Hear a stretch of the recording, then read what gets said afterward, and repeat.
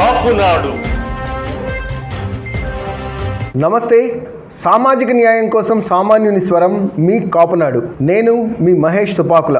పవన్ అహంకార ధోరణి వల్లే పొత్తుకు ఎవరూ రావట్లేదని, కాపుల్లోనే పవన్ని అందరూ వ్యతిరేకిస్తున్నారని తనని తాను అనలిస్ట్గా చెప్పుకునే ఒక వ్యక్తి ఒక కామెంట్ చేశారు. ఈ కామెంట్ గురించి స్పందించడానికి మన స్టూడియోకి కాపునాడు రాష్ట్ర కార్యదర్శి ఆకుల తిరుమలరావు గారు వచ్చేస్తున్నారు. నమస్తే ఆకుల తిరుమలరావు గారు. చెప్పండి తిరుమలరావు గారు, చింతా రాజశేఖర్ గారు చేస్తున్న ఈ కామెంట్ పట్ల మీరు ఎలా స్పందిస్తున్నారు? ముందుగా కాపునాడు టీవీ యాజమాన్యానికి నమస్కారం, అండ్ కాపునాడు టీవీ వీక్షకులకు కూడా నమస్కారం. రాష్ట్ర వ్యాప్తంగా ఉన్న కాపులందరికీ, బడుగు బలహీన వర్గాలందరికీ కూడా నా నమస్కారాలు. ఈ పవన్ కళ్యాణ్ గారి గురించి మాట్లాడటానికి ఒక్కొక్కరికి ఒక్కొక్క అర్హత ప్రమాణాలు ఉంటాయండి. ఫస్ట్ అసలు ఒక పార్టీ అధినేత గురించి మాట్లాడాలంటే మన స్థాయి ఏంటి, మనకున్న అనుభవం ఏంటి, అర్హత ఏంటి అవన్నీ చూసుకోవాలి. కనీసం మనం కొన్ని మాటలు మాట్లాడేటప్పుడు మన మానసిక స్థితి ఎలా ఉంది, ఇవి కూడా మేజర్ పాయింట్లుగా తీసుకోవాలండి. ఓ పార్టీ అధినేత గురించి మాట్లాడాలంటే కనీసం ఒక మినిస్టర్ అంటే ఒక మంత్రి గారు, లేకపోతే ఇంకో పార్టీ అధినేత, అదే ఒక స్థాయి ఉండాలి అంటున్నారు. ఆ స్థాయి ఉండాలి. ఏ స్థాయి లేని తనంతట తానుగా స్వయం ప్రకటిత మేధావులు కొంతమంది ఉంటారు. ఇప్పుడు మీరు చెప్పిన ఆ చింతా రాజశేఖర్ గారి గురించి చాలా ఉన్నాయండి వాట్సాప్లో కానీ. ఆయన గురించి ఆయన ఎవరు ఒక అనలిస్ట్గా గుర్తించే పరిస్థితి లేదు. అదేనండి, తాను అనలిస్ట్గా చెప్పుకుంటారు. ఎంతసేపు ఒకటే పదం, తాను పట్టిన కుందేటికి మూడే కాళ్ళు అనే పరిస్థితి ఉన్న వ్యక్తి. అటువంటి వాళ్ళని ఛానల్స్ ఇటువంటి వాళ్ళని ఎంకరేజ్ చేయటం చాలా బాధాకరమైన విషయం. అటువంటి వ్యక్తి మాట్లాడుతున్నాడంటే మీరు కూడా ఒక ఆలోచన చేయాలి. ఎందుకంటే ఇటువంటి వాళ్ళని ఎప్పుడు కూడా మనం ఎంటర్టైన్ చేయకూడదు. సమాజానికి వీళ్ళు ద్రోహం చేసిన వ్యక్తులు అవుతారు. ఏంటండి పవన్ కళ్యాణ్ గారి అహంకారం ఏంటి చెప్పండి? ఆయన సినీ చరిష్మాను వదులుకొని వచ్చి రాజకీయంగా ప్రజలకి సేవ చేయటం ఆయన అహంకారమా?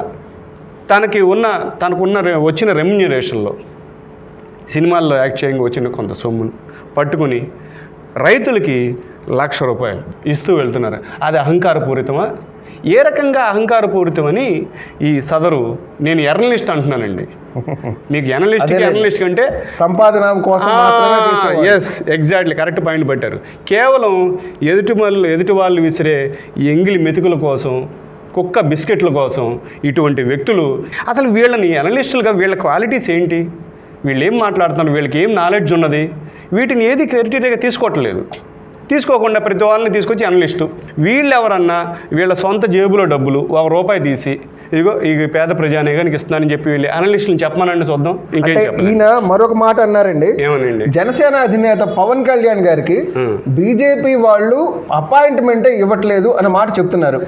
అంటే ఈయన బీజేపీ అధిష్టానం దగ్గర అంటే మోదీ గారిని తీసుకుందాం.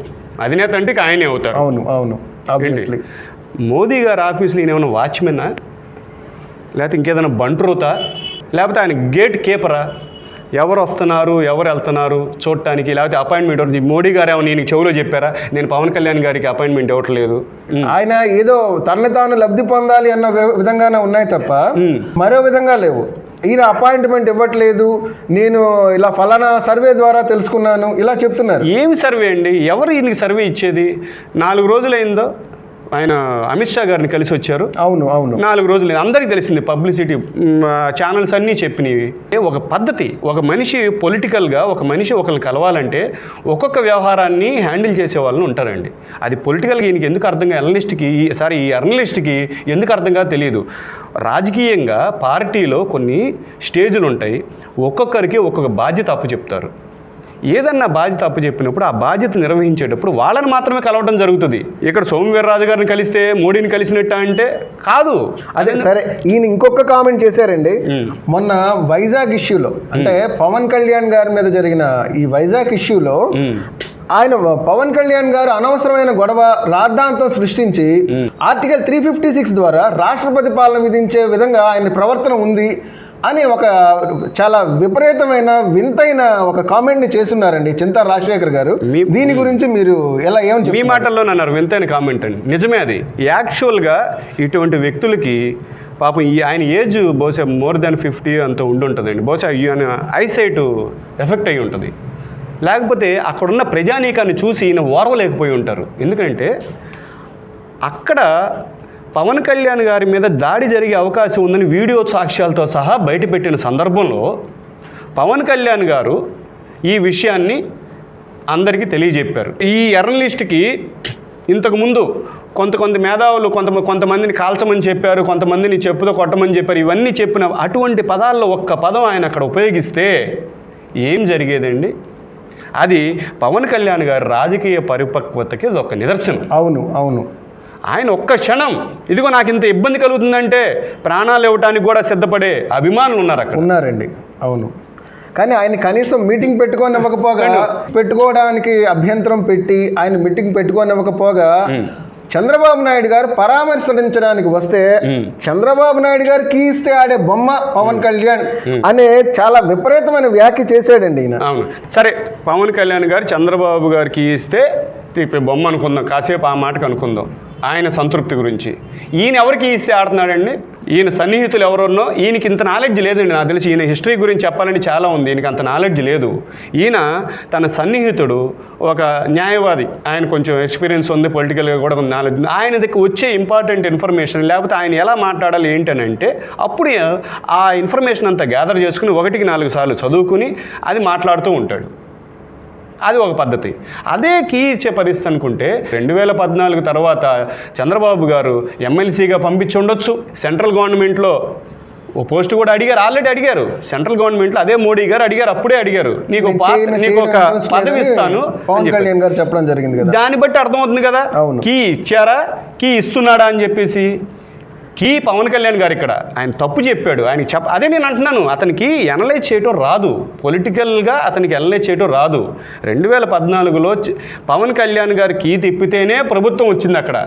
అవును, కాపులందరం కలిసి ఓట్లు వేస్తేనే ప్రభుత్వం వచ్చింది. అవును, లేకపోతే ప్రభుత్వం లేదు. అదొకటి. ఏంటి కాపులు కూడా వ్యతిరేకిస్తున్నారు. ఎవరు? కాపునాడు రాష్ట్ర కార్యదర్శిగా నేను చెప్తున్నాను, కాపులు ఎవరు నీ దగ్గరికి వచ్చారు చెప్పు, దమ్ముంటే బయట పెట్టు. నువ్వు ఎవరు వ్యతిరేకత? మా కాపులందరం రాష్ట్ర వ్యాప్తంగా కాపులందరం బడుగు బలహీన వర్గాలన్నింటిలో బీసీ వర్గాలన్నింటిలో కలుపుకుని మేము ఈరోజు పవన్ కళ్యాణ్కి మద్దతుగా ఉన్నాం, జనసేనకి మద్దతుగా ఉన్నాం. కాదని నువ్వేం ప్రూవ్ చేస్తావురా? ఫేస్ టు ఫేస్ మనం చర్చలో కూర్చుందాం, ఇదే కాపునాడు టీవీ వేదికగా మన ఇద్దరమే కూర్చుందాం, మాట్లాడదాం. నువ్వు నిరూపించు, నేను నిరూపిస్తా.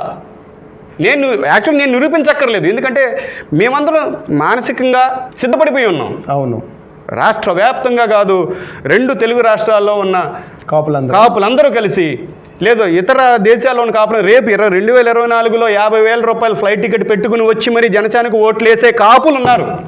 అవును, అది ఇట్లాంటి జర్నలిస్టులకి తెలియక కేవలము కాపులని ఇతను కాపుని చెప్పుకుంటాక నేను ఈరోజు సిగ్గుపడుతున్నాను. నేను ఇతను కాపు పుట్టలేదు, పుట్టుంటే ఈరోజు ఈ మాట మాట్లాడేవాడు కాదు. అవునండి. ఎందుకనంటే స్వచ్ఛంగా పుట్టిన కాపు ప్రతి ఒక్కడు ఎవరైనా సరే జనసేనకే సపోర్ట్ చేస్తున్నారు. రేపు 24న మార్పు ఏ రకంగా వచ్చిందో రేపు 24లో చూద్దురు. కానీ రాజశేఖర్ గారు అప్పటి వరకు మీరు బతికే ఉండాలని నేను కోరుకుంటున్నాను.